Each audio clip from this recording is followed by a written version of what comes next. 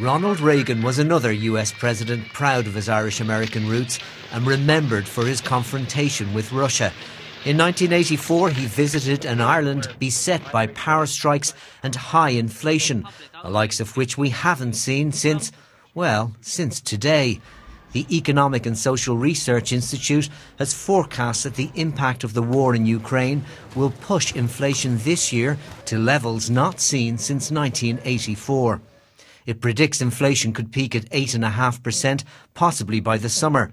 It shaved a bit off growth, but the economy is still forecast to grow by 6.2% in GDP terms. And it's predicting a small surplus in the public finances of just over €1 billion, or 0.2% of GDP.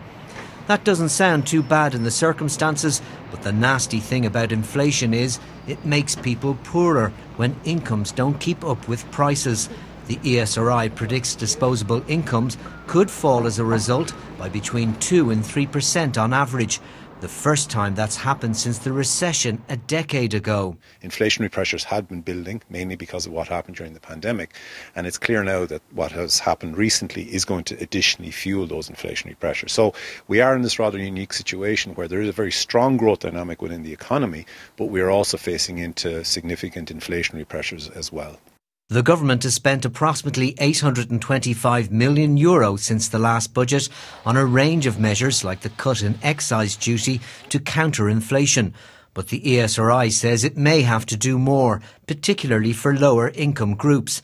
It also stresses that its forecasts are highly uncertain as the economic shockwaves from the war in Ukraine keep coming. Robert Short, RTE News.